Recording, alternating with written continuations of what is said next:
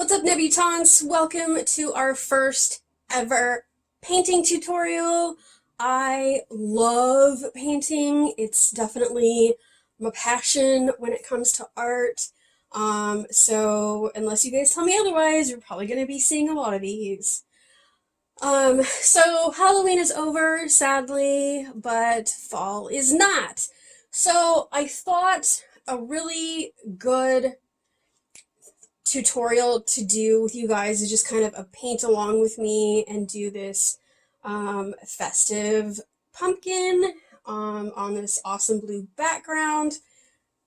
Um, this is a very easy project to do, and it is also going to teach you just some very basic techniques that can get you started if you've been interested in painting. So I'm just going to run down everything that I'm using in this painting, and we'll get going on this. This took me, oh, if you don't count drying time, probably maybe an hour. We'll see. I just kind of speed through some of the slower parts in editing that I don't really need to explain a lot about. But yeah, I love it. I think it's really cute. It's great to put up in the fall, and I hope you guys enjoy this one. Okay, guys, so here are my weapons. I've got a couple of paper plates here. These are going to be my palette. I like those because they're nice and disposable. I got a couple jars with water. I did 2 jars because I'm going to be using some fairly large brushes. So this just means I won't have to clean and get fresh water as often. I've got a spray bottle with some water in it, which I may or may not use. We'll see. These are all the brushes that I have. I'm not going to use anywhere near all of these, but I'll probably use a variety of sizes that I'll go through as I'm grabbing them. I've got some paper towels, and of course my paints.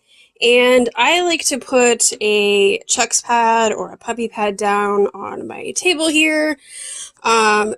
Because they're very absorbent. I can like wipe my brushes on them, or if I dribble some paint or a little bit of water, it's not that big a deal because it's instantly soaked up. And yeah, so let's get started. Okay guys, I'm using a fairly good sized canvas here. This is 18 by 24 inches. You don't have to use anything this big, but this will show up nicely on camera for you. And I'm going to scoot my camera just a little bit. This will show up nicely on camera for you guys. And also my only other option that I happen to have on hand right now is 12 by 12. And that small and being square, I didn't think would be the greatest for that project.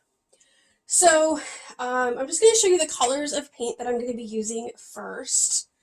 Just grab these here. And these are all pretty cheap paints, either Apple Barrel or Craft Smarts. They're all less than $1 for these 2-ounce bottles. So for my background color, I've got navy blue, and I've got cobalt blue. Those are both Apple Barrel. Excuse me. Then for my pumpkin, I've got spiced carrot, which I think is a nice pumpkin-y orange color. You can use orange or just whatever shade you like. And then to do highlights and lowlights, I've got yellow and then bright red from Craft Smart. And then to do the stem and vines, I've got espresso from Craft Smart. The red and the brown are the only 2 Craft Smart ones I'm going to be using. Everything else is Apple Barrel except for this white, which is Wonder and Wise. I believe I got this at Ross, but you'll find if you pick up painting that you're going to use a lot of black and white, so investing in a large size is probably going to be a really good idea. And for the background color of your pumpkin, you can use pretty much whatever you like. It doesn't have to be blue. I just think blue and orange look really good together. And so that's what I'm going with. But if you want, you can definitely match it to the decor of your house, or if it's going to be a gift, you can match it to the decor of somebody else's house. So since I'm going to be starting with the background, you always want to start with the background, I'm just going to get out some of my navy blue paint. And because this is a pretty large canvas, I'm going to be using quite a bit of paint here. But you could always start small and get out more as you need it to. So I've got some of my navy blue, some of my cobalt blue, and then I'm going to do white. And I like to space my paint out around kind of the perimeter of my paper plate, and then I can use the middle for mixing. So I'm going to have this fading from a light blue to a dark blue. So I'm just going to mix up some of my cobalt blue and my white to get kind of a pale blue shade that I want. That's really all I'm going to be using the white for in this painting, so you don't even need very much of that. That is about the color I'm working with. It's not going to show up great on camera, unfortunately, due to camera settings and whatever your monitor or phone settings are at. You're not going to get the true colors, but you'll at least get a good idea. So now I want to kind of sketch out where my pumpkin's going to be. This is just a regular old pencil, nothing fancy, and I'm going pretty good size here. So I'm gonna, and this can just be a very vague shape. It's gonna get painted over, but it's just gonna give you, an idea of where your pumpkin's gonna go. I know you probably can't see that on camera, but I just sketched out a roughly pumpkin-y shape. No, nothing fancy, no big deal. So now I'm gonna start with, excuse me, I'm going to start with the light blue around my pumpkin. And so I'm going to need not a super wide brush. Get my large brushes over here. I'm going to go, to start off with, I'm going to go with this kind of probably inch and a half wide brush. It doesn't have to be slanted. Whatever you have is fine. But this is just a good width, and I don't think I have just a flat brush that is this width. So I'm just going to go in here and start off going around my pencil mark. It's fine if you go over it. It's going to get paint over it anyway. Doesn't matter if it's orange or blue. I'm just going to go around that baby.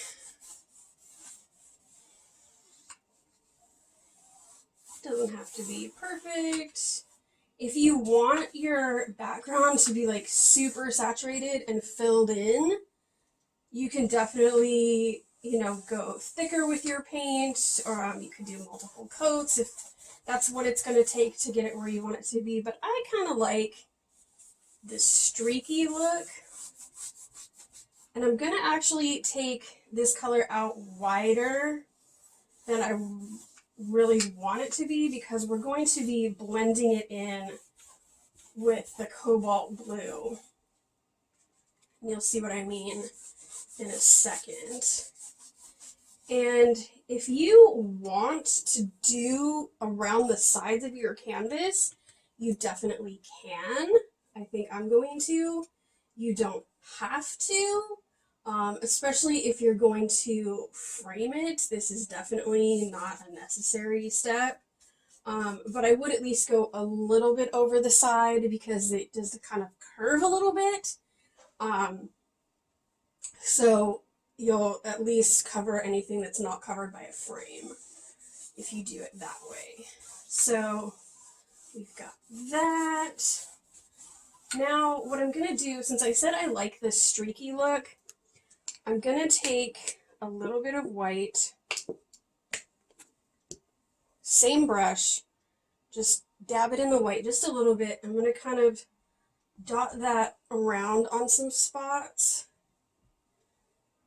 wipe off the excess, and then I'm going to go back in right at that inside edge just to kind of get some white streaks happening there. Now, I'm going to take the same brush again, not rinsing it off, right into my cobalt blue, and I'm going to start in on that and bring it down into my sky blue color to start those blending. Right down to the bottom.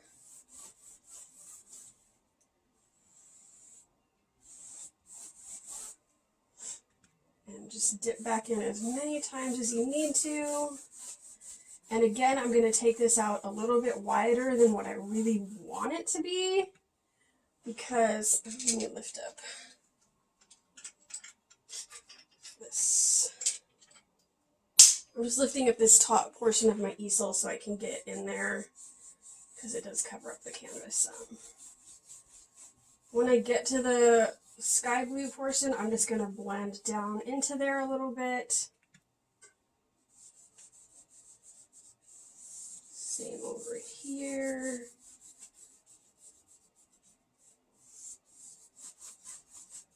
Blending down into the sky blue so you get a good gradient of those colors and not like a harsh line. And then I'm going to just come up here and do my top side of my canvas real quick like. And this side over here. You don't have to worry so much about the blend on the side because that's not really what people are going to be looking at. So I am gonna, again, kind of like what I did with the white and the sky blue, I'm going to take some of the cobalt blue, dot it around, wipe off the excess, and then come in here so I can get some of those darker blue streaks kind of intermingled with that sky blue, and just keep blending it till you're happy. Now, if you find that your previous color has dried a little bit too much and it's not blending the way you like, your paint's getting kind of too thick, kind of a peanut buttery texture, what you can do is just dip the bristles of your brush just barely into your water, tap off the excess onto a paper towel, and then go back in there. So instead of adding more paint, you're just kind of re-wetting the paint that you already have. And that will help with your blending if you're struggling a little bit with that. So now again, not rinsing off my brush or anything, I'm going to go straight into my navy blue and start just the same process. Start slapping that on there and blending it in.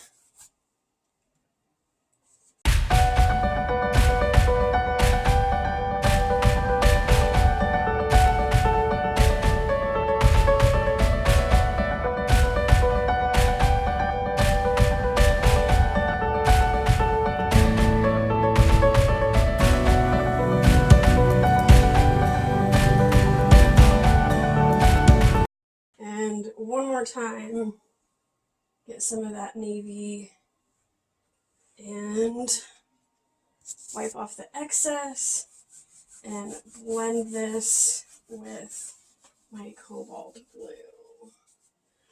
And I noticed when I did that, the navy kind of took off some of the cobalt blue a little bit. So what I'm gonna do is let that dry some. I'm gonna go over it again with the cobalt, let it dry again, and then do my streaks of navy blue down into the cobalt. And that happens sometimes. When you're layering colors, sometimes you can accidentally remove color that you didn't want to, but no big deal, it can be fixed.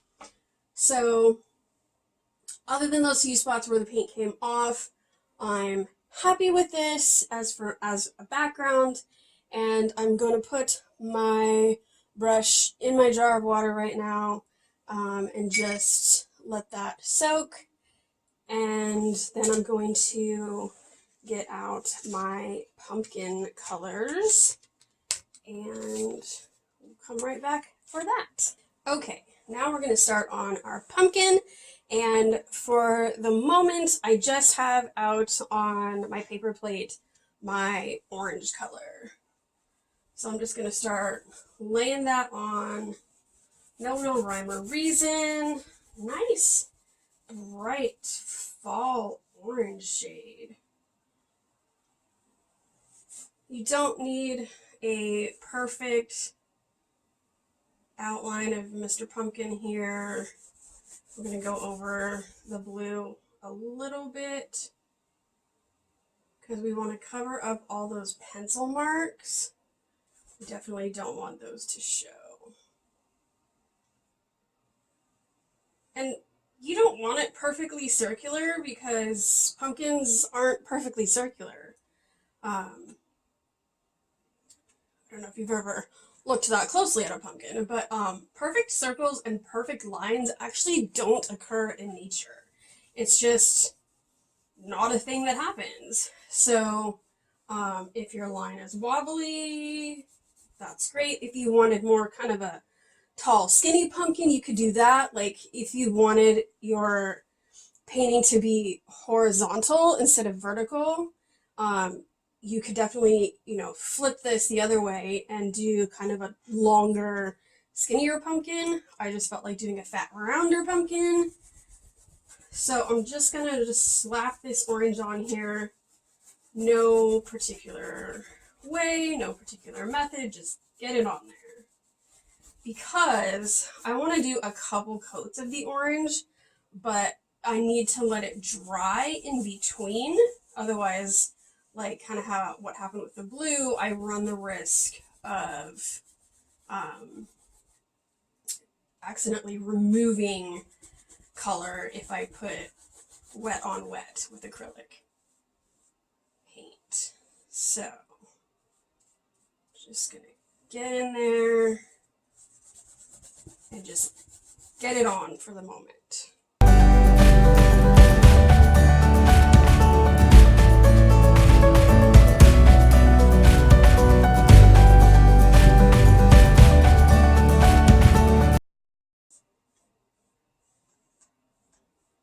Now, you'll notice that I didn't do the bottom edge that's sitting on the tray of my easel.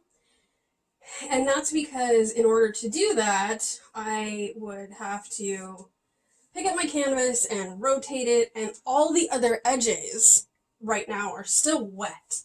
So since I'm gonna let my pumpkin dry anyway,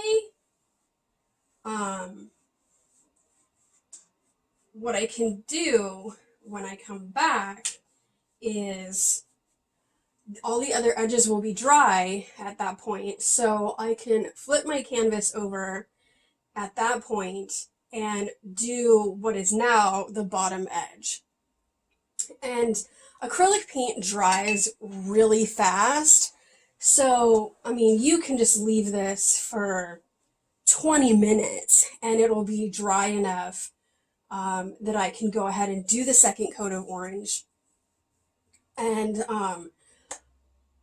but the paint on my palettes or my paper plates is still going to be wet because it's a big puddle. And so I won't have to mix up any more of the blue, like the sky blue color, to be able to do that bottom edge. So I can totally do that, no problem. If you wanted to, what you could do with your leftover excess paint, if you are worried about it drying a little too much, you could just take a spray bottle of water and just mist it, and that'll kind of keep the top surface of that paint wet while you're letting what's on your canvas dry. And that is really the main reason why I have a spray bottle of water when I'm doing acrylic painting, is so that any kind of leftover paint on my palette that I want to come back and use isn't going to dry out too much on me. Like I said, I could leave this for about 20 minutes and come back and do it. If you are in a hurry or you have no patience, which sometimes I'm so into whatever it is in a painting that I don't really want to wait. I just want to move on. What I'll do is put a fan in front of this, or a space heater at a safe distance. Because that'll speed up the drying time, and it also will dry faster in a warm room. It's cold in my basement right now, so that's going to slow things down a little bit. So if I wanted to, I could bring this upstairs and let it dry that way, but I don't need a ton of time. So what I'm going to do is just go do a couple other things real quick that won't take me very long, go make a drink, make a phone call, answer some emails, whatever you might need to do. You could even, if you wanted to, if you know you're done with like your background brush, you could clean that out, and come back and do your second coat. So I will see you guys in a little bit. And we're back. So off camera, I went ahead and did my second coat of orange, and I also painted the bottom edge of the canvas, and also touched up those couple of spots in the blue where I wasn't really happy with it.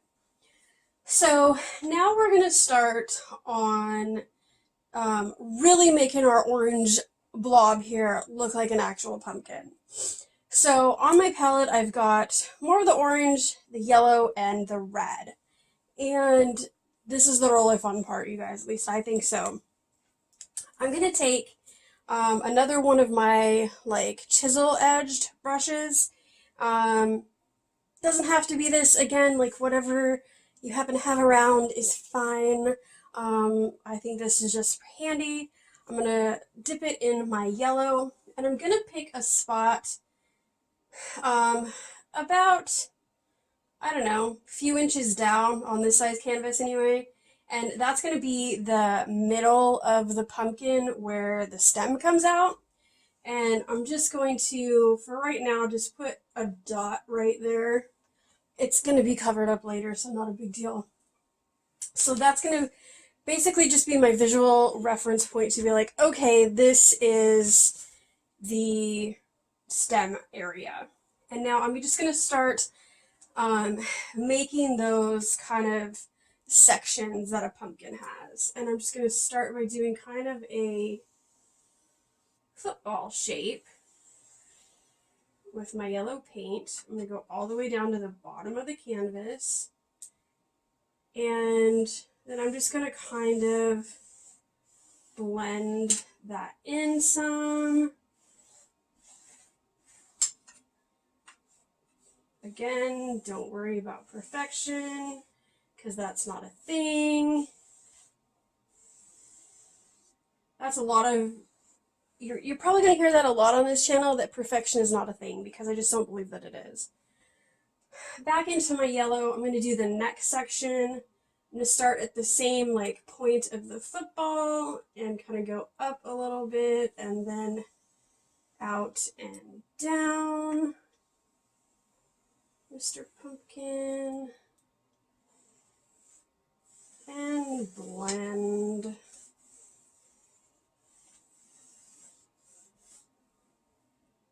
Same thing on the other side. Up, out, down. And blend.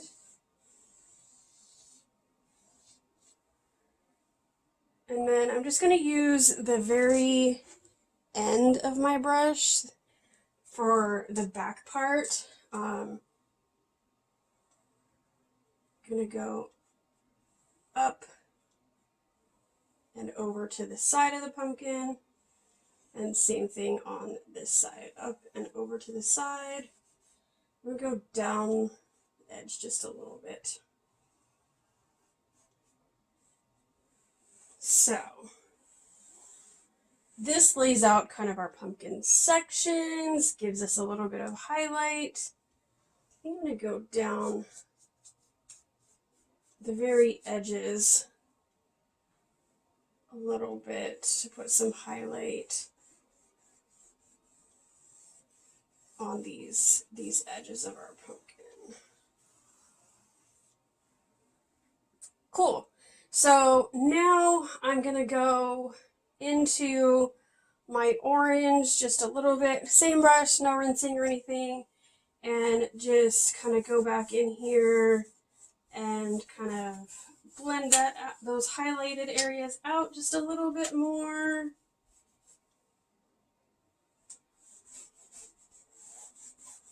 Just so we get a nice, good transition between our two colors. If I think I went a little heavy-handed on the orange over here, so I'm going to go back into the yellow. Just grab a little bit more and blend that. A little bit more down here maybe. Go to the yellow over here. Blend. More.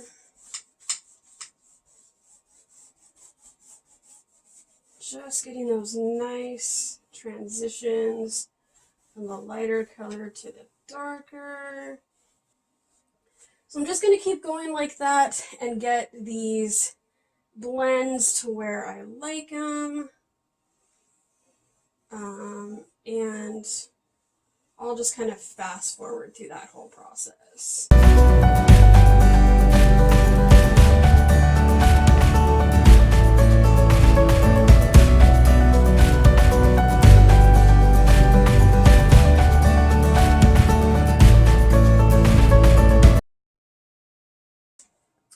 Okay, so I'm happy with that. So I'm going to put this brush that I've been using in water so it doesn't dry out on me.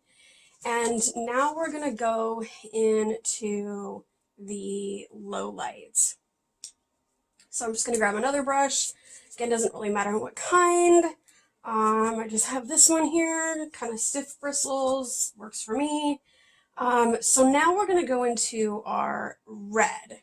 And I'm going to go, the most important place that you want lowlights is right next to your yellow highlights. And I'll show you, you'll see when I blend this out how great of an effect it gives the whole look. First I'm just going to lay that on there and then start blending it out. Blending it out, getting it kind of right up to that yellow, blending it out, right in there,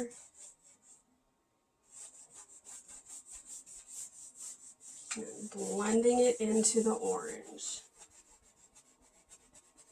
and just keep going like that until you're happy with it. Look at that. Now you can really tell the difference and get a really good contrast between those different sections of the pumpkin. It gives it a shadow in those areas. It looks really, really good. And I put the paint on pretty thin. We want a lot of the orange to show through. Now, if you're finding your paint, your red is just a little too red for you, you can definitely mix some orange in with it to kind of tone it down a little bit. But this isn't like a super screaming fire engine red. It's kind of a muted shade, which I really, really like for doing this kind of thing. So basically, I'm going to do the same thing for all the other sections, and I'm going to fast forward a little bit, and then we'll come back.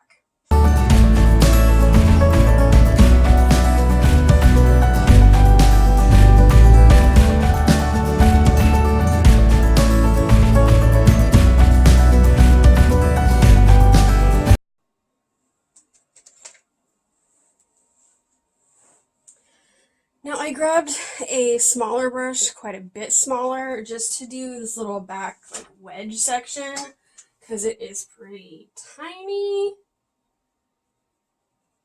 And that bigger brush will probably be a little heavy-handed on there. Just gonna get in there and give him nice low lights. And then I think that's a little too red, so I'm going to get back into my orange and just start from this outer edge and bring it down a little bit. It's probably hard to see the really subtle color changes on camera. I apologize for that. But unfortunately, sometimes that's just the way it is. And I'm going to give him a little bit of a yellow highlight, but blend it in quite a lot right there. Great. And then on a couple of these areas, I accidentally got my red blended into my yellow a little bit too much. So I'm just going to go back into my yellow just a tiny bit and go over those yellow highlights again. On my center section, you'll notice I didn't put any red here on this guy because our red spots are kind of our shadow areas. This is our front-facing section of the pumpkin, doesn't really have any shadows. So what I'm going to do is I'm going to give it even more highlights than what it already has. But first, just to help with my blending, I'm going to put some orange on my brush, get in here, and just add a little more orange to my front section. Now I'm going to dip into my yellow, and I'm going to just add those spots. And I'm still going to follow kind of this curved football shape as I blend this in. And I'm just going to blend those in, add some more just real subtle highlights. Follow that same curve. I'm going to do one right down the middle here. So again, it might be kind of hard to see on camera. If you wanted to just do a touch of red kind of in between these highlighted areas, you could. I would just do the tiniest bit though. And again, this is just going to give it a little more texture. We're not trying to create shadows in this front part, just some texture and a little bit more fun there. So yeah, I'm happy with that. So now we can move on to our stem. So I'm going to put my pumpkin brush into my water. And you can see here, I just got brushes just soaking in this water. I'm not worried about cleaning these out yet. If you didn't have 10,000 brushes like I do and you needed to reuse the same one, you could definitely rinse it out really well, squeeze as much water as you can out with a paper towel, and then keep using it. Totally fine. So for our stem, I've got some of the brown paint, and I'm gonna get a fairly small brush just to kind of outline where I want my stem to be. So let's see. I'm just gonna grab this little guy. It's thinner than a pencil, but not a whole heck of a lot. So there's a couple different ways that you could do this, and it depends on what kind of paint you have. If you have a nice, thick brown paint, you can just go right in there with the brown. I mean, you could do that anyway. But this brown tends to be on the thin side, and if I just went straight in with it, I'd have to keep going over it again and again and again to get it where I want it to be. So to kind of get away from that, having to use less paint, less coats, less fuss, I'm going to go in with white. And I'm going to start just kind of sketching out how I want my stem to look, where I want it to be. And if you ever look at the stem of a pumpkin, you'll see that it's not just like coming straight out of the pumpkin like an apple stem does. It kind of spreads out into the sections a little bit. So I'm just going to start with the front. I'm just going to kind of give it some little spread out arm looking things into this section here, like that. Kind of going up over my football shape. And the majority of the actual stem is going to cover where the back sections come together, so you don't necessarily have to worry about giving them the little points as much. So I'm just going to take and sketch out with my white paint where my stem is going to be. Make it kind of crooked, because again, nothing in nature is perfectly curved or perfectly straight. If you need to look at a reference photo, if you can't picture a pumpkin stem in your head, pull up a picture of some pumpkins and just take a look. What do those stems look like? How do they go? How tall are they? What does it look like when it's got its little feet spreading out into the sections? So when I'm happy with my rough shape, I'm just going to start filling it in with white. And this is a technique you can use if you just find you're having a hard time with coverage of one color over another. Like if your top color is just too transparent, it's not opaque enough, you can do this white technique. I'm going to spread his little feet out some more here. I feel like I did kind of a big stem, so I want a little big feet. And now you'll see over here, this section, you can still see a decent amount of it where it joins into the stem. So I am going to give it a little foot where it comes out.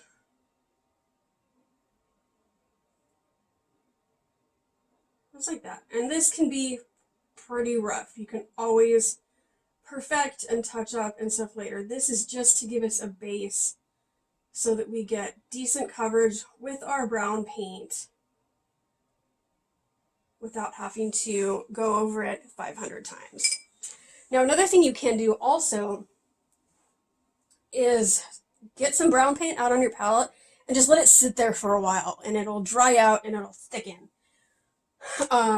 So that's another thing you can do if you're just like, this paint is just too thin, it's not really working for me, I wish I had a thicker paint. Let it dry out some, then you'll get thicker paint. Now, I do have some better quality brown paint that's nice and thick that I could just slap on there. But I wanted to show you guys that you can make really fun, cool, good looking art with these cheap, less than $1 paints that you can get at any craft store. And you can get canvases really cheap. Michael's always has sales on canvases. I can't go into that store and they're not having some kind of sale on canvases. It could be buy one, get one half off, buy two, get one free. One time I even found canvases for 75% off, and I just loaded up. And I've also found really inexpensive canvases at Ross. So if there's a Ross by you, go check it out. I got some like big canvases there for like $10, just super cheap. So you could definitely go that route. So continuing on, I've let my white dry, and so now I'm gonna go in with some brown. Let me find a brush that I like. I'm just gonna go for this small chisel brush because I can kind of get down in those little nooks and crannies there. So I'm going into my kind of not the greatest quality runny brown color, and I'm just gonna start in. Now I'm getting in here and I can tell that my white isn't totally dry, but that's okay. Even with the white on there, I knew that I would still have to probably do several coats of this. But I can get this first coat on and let it dry, like really, really dry.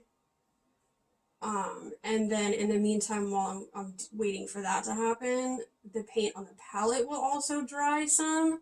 So it'll be thicker and a little better to work with. But, you know, doing this right now, it's totally fine. So, okay, now I'm just gonna let that dry for now. And this next thing you could do, or not, doesn't really matter. But sometimes if you get a pumpkin, you'll see that it's got some little viney things coming off where the stem is.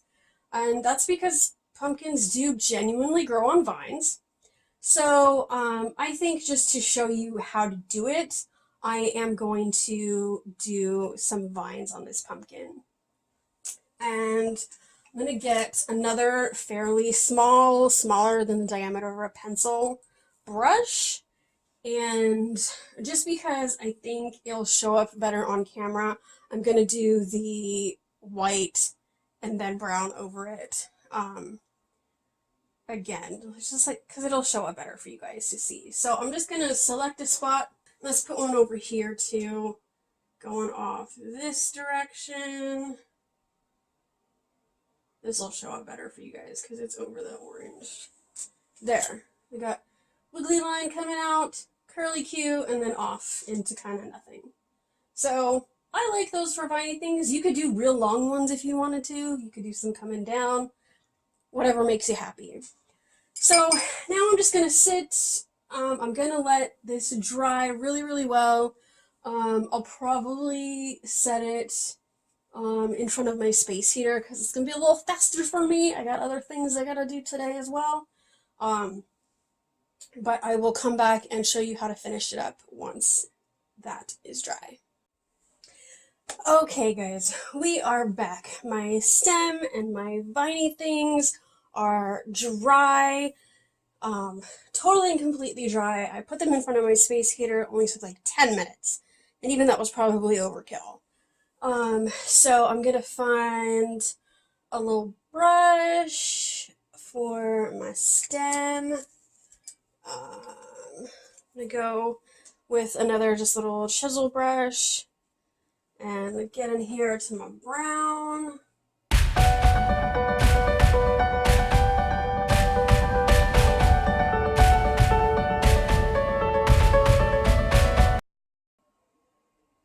It's not too shabby actually. I'll let that dry a little bit, maybe go over it one more time. But in the meantime, let's do our curly Q vine guys. And I'm grabbing a tiny little round brush here and just going to go over these. Probably should have actually done these first, but you know, oh well.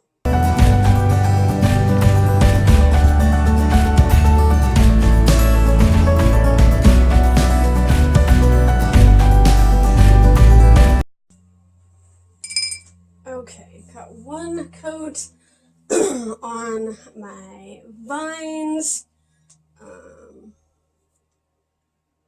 Stem is still pretty wet, but I think I could probably safely add a little bit more. Yeah. And you want this to be kind of streaky, because that's how a real pumpkin stem is going to look. Like I said earlier, it kind of looks like tree bark. It's got its imperfections and darker spots and lighter spots and dirt and whatever else. So having this look messy, sloppy, not smooth is going to work in your favor, actually. But you still want enough coverage on there that, you know, no white is really showing through, anything like that. Yeah, that looks pretty good. If you wanted a couple highlights that are stronger than what you kind of automatically get with doing that, you can dip just the very tip of your brush in white, go through, kind of add some little streaks in there. Nothing crazy. Blend it. Just give it some lighter spots. Again, if it looks streaky and imperfect, that's just gonna work in your favor here. Kind of what we're going for. And you'll see that if you just use a light touch, just kind of feather it on there, it'll look really, really good. This is probably the whole easiest part of this painting is actually doing this stem. I think that looks great. So the last thing I'm going to do is just sign this baby, and I'll probably do a very detailed video about how to sign paintings at some point, probably in the very near future, actually, if we're going to be doing painting. But I like to do it in one of the colors that I've used for this. I think I'm going to sign this right over here in this corner. So I could use orange, yellow, the red, brown, whatever. I think I'm going to kind of mix up some yellow and some orange and just do a really kind of a lighter orange color. Not tons of yellow, but just lighten up that orange a little bit so it'll pop on that blue. I think that'll look really cool. And so I just use a super skinny brush. When I get the color that I want, I'm going to mix it with some water. You want it to be fairly runny because it's just going to flow better and be easier to write with. Your signature is just going to look better. You still may need to go over it a couple times. That's okay. Okay, I think I got a consistency I can work with here. So I'm just going to dip my brush in kind of on the side and then I'm rolling it in my fingers as I'm pulling it down and out of the paint. This will load up your brush nicely and also give your brush a really nice point at the end. So this is a little awkward for me to sign with a painting like sitting on my easel. I usually actually lay them flat, but for the sake of filming, I'm just going to leave it like this. So it's probably not going to be my best looking signature ever. So I got my paint loaded up, and I'm just going to very slowly and carefully start signing. And you want to dip back in to your paint fairly often, because when you thin it out, it's going to, you're going to run out of paint on your brush pretty quickly. First name.